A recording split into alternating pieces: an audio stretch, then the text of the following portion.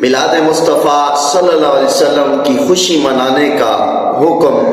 خود خداوند تعالیٰ نے دیا۔ اللہ تعالیٰ کے فضل اور اس کی نعمت کا شکر بجا لانے کا ایک مقبول عام طریقہ خوشی و مسرت کا اعلانیہ اظہار ہے۔ میلاد مصطفیٰ سے بڑی نعمت اور کیا ہو سکتی ہے؟ یہ وہ نعمت عظمیٰ ہے جس کے لیے خود رب کریم نے خوشی منانے کا حکم فرمایا۔ رب کائنات نے سورۃ یونس میں آیات نمبر 58 میں ارشاد فرمایا، قل بفضل اللہ وبرحمتہ فبذلک فلیفرحوا هو خیر مما یجمعون۔ قل اے محبوب فرما دو، بفضل اللہ، جب اللہ کا فضل مل جائے، وبرحمتہ اور رحمت مل جائے، فبذلک تو پھر کیا کرو، پھر تمہیں چاہیے فلیفرحوا، پھر خوب خوشیاں مناؤ،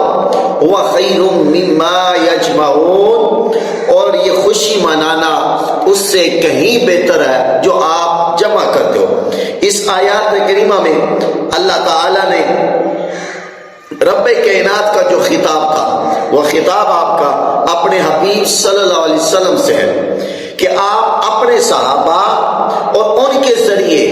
پوری امت کو بتا دیجئے کہ ان پر اللہ کی جو رحمت نازل ہوئی ہے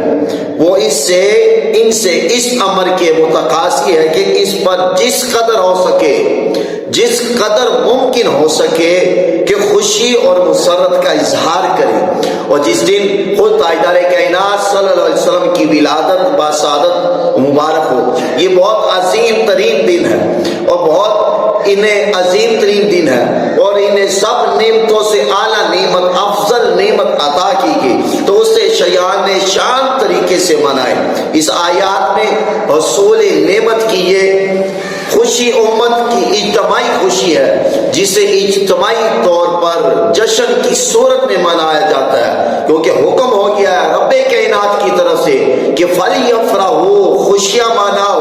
اور اجتماعی طور پر خوشی عید کے طور پر منائی جاتی ہے یا جشن کے طور پر۔ لہٰذا یہ آیت کریمہ کا مفہوم واضح ہو گیا کہ مسلمان یوم میلادت مصطفیٰ صلی اللہ علیہ وسلم، تاجدار کائنات صلی اللہ علیہ وسلم کی آمد کا دن، حضور سید عالم صلی اللہ علیہ وسلم کی ولادت با سعادت کا دن، جشن عید